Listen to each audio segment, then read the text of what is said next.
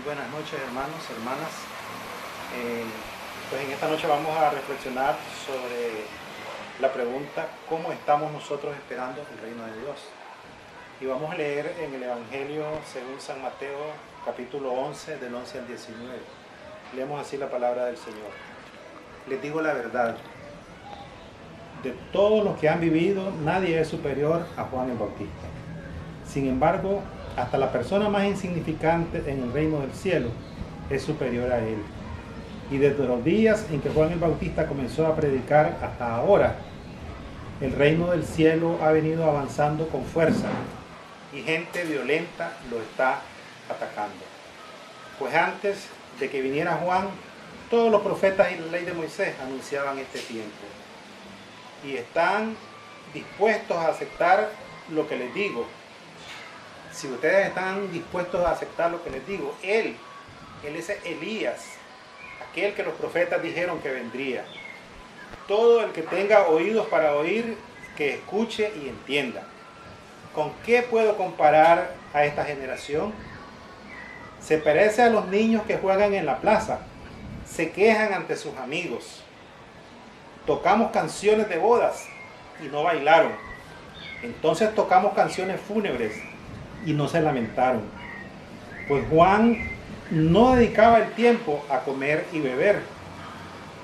Y ustedes dicen: está poseído por un demonio. El Hijo del Hombre, por su parte, festeja y bebe. Y ustedes dicen: es un glotón y un borracho, y es amigo de cobradores de impuestos y de otros pecadores. Pero la sabiduría demuestra estar en lo cierto por medio de sus resultados. Esto es lo que dice la palabra del Señor en el Evangelio según San Mateo, capítulo 11, del 11 al 19. Vamos a tener una palabra de oración. Padre, te pedimos que bendigas tu palabra y que ella edifique nuestras vidas y ella nos ayude para vivir cada día conforme a tu santa y divina voluntad. Que tu Espíritu Santo trabaje en nuestros corazones para que esta palabra realmente impacte en nuestras vidas. Oramos en el nombre de Jesús.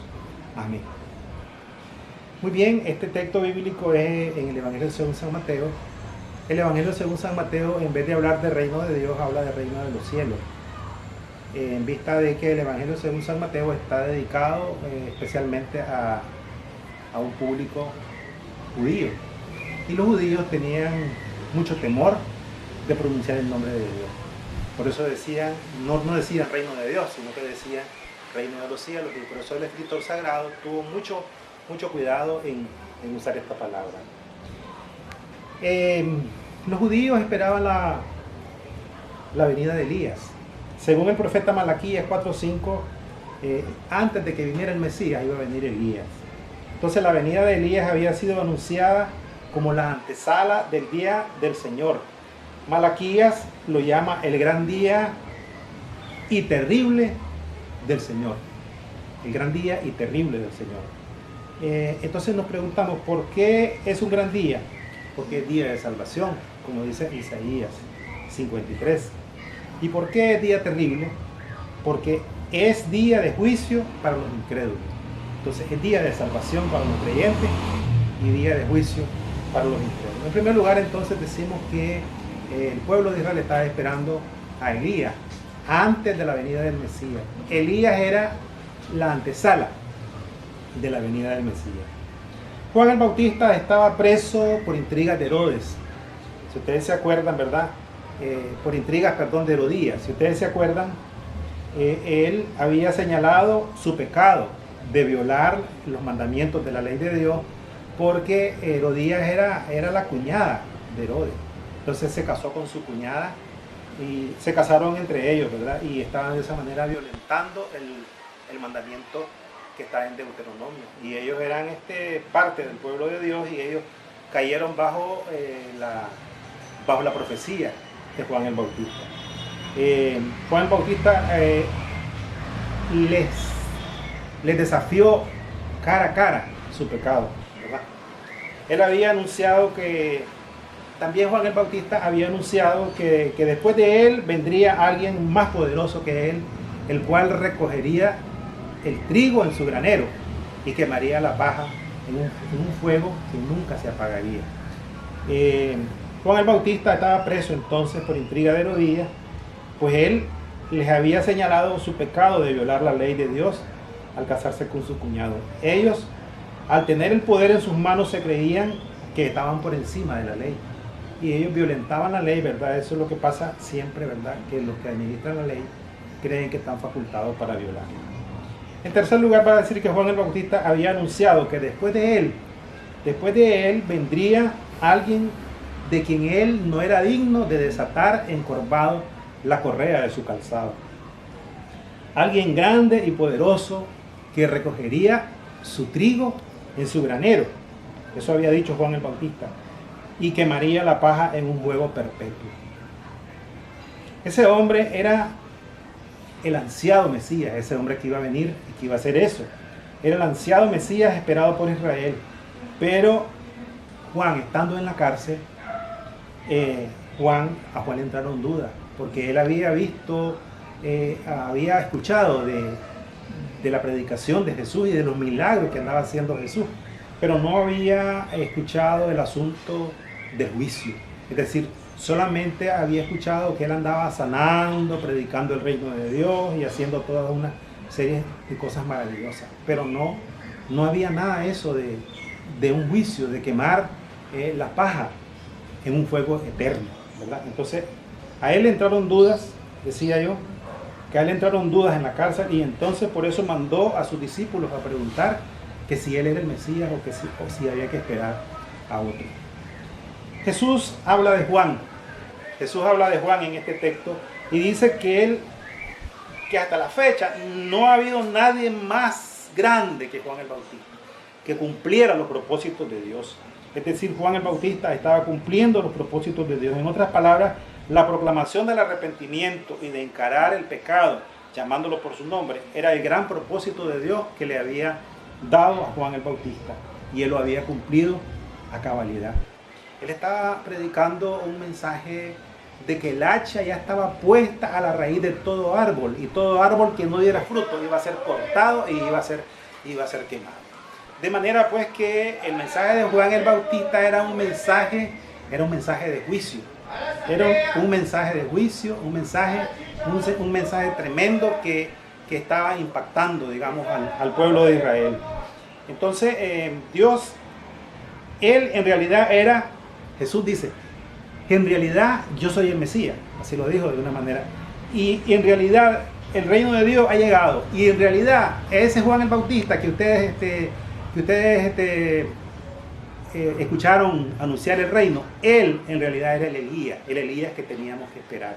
Entonces, por lo tanto, si él era Elías, yo, dice Jesús, soy el Mesías. Pero, ¿cómo estaba respondiendo el pueblo cómo respondieron ante Juan el Bautista? ¿Cómo respondió el pueblo ante el mensaje de Jesús? Bueno, Juan el Bautista, el gobernante Herodes respondió con temor, pero con la intriga de Herodías lo tenía en la cárcel, y con la, digamos, Herodías iba a fraguar la muerte de Juan el Bautista, iba a fraguar la muerte a través de una historia que ustedes conocen, ¿verdad? Que la hija de Herodías bailó y pidió como premio la cabeza, en una bandeja, la cabeza de Juan el Bautista, y Juan el Bautista fue decapitado. Entonces, ¿cómo respondieron los gobernantes ante la predicación de Juan el Bautista, que era el Elías que estaba esperando el pueblo de Israel, echándolo a la cárcel y decapitándolo? ¿Cómo estaban respondiendo, digamos, los pueblos donde Jesús andaba predicando? ¿Cómo estaban respondiendo las autoridades? ¿Cómo respondían los líderes religiosos? ¿Cómo respondieron los políticos? ¿Cómo respondió el pueblo? El gran día final había comenzado. El día en que se establecía el reino de Dios en esta tierra había comenzado. Y que ese primer día, ¿verdad?, se iba a completar. Ese gran día final se va a completar con la segunda venida de Jesús, como lo hemos estado diciendo en estos días. Y ese día Él limpiará su era y recogerá el trigo en su granero y quemará la paja en un fuego que nunca se apagará. El Rey de reyes y Señor de señores está a las puertas. Cuando Jesús vino a la tierra por primera vez, comenzó el gran día final. Estamos viviendo ese día final. Cuando vino Jesús, comenzó ese día final y todavía estamos viviendo ese día final. ¿Cómo estamos nosotros esperando? ¿Cómo estamos esperando ese gran día? ¿Cómo lo estamos esperando? Como la gente de Betsaida, como la gente de Corazín, como los religiosos del tiempo de Jesús, como los que le seguían a Jesús porque les daba de comer, como los que seguían a Jesús porque estaban buscando milagros. Lo estamos esperando ese gran día con miedo. Esperamos con ansias y mucha alegría ese día final. O estamos esperándolo como dijo el escritor de Apocalipsis: ven Señor Jesús, ven Señor. Estamos esperándolo con alegría, con tristeza, con miedo. Creo que es momento que nosotros nos revisemos, ¿verdad? Y la realidad examinemos profundamente cómo es que estamos esperando ese gran día del Señor. Si estamos esperándolo haciendo su obra, anticipando ese gran día, trabajando en lo que hay que trabajar para que ese día venga pronto, para que pronto se termine la injusticia, se termine la venganza, se termine el pecado, se termine la maldad que estamos viendo todos los días en nuestro país: asesinatos a sangre fría, venganza, odio. ¿Cómo estamos esperándolo? Nosotros, los hijos de Dios, tenemos que estar esperándolo con ansia, porque ese día va a poner fin a todas las miserias de este mundo.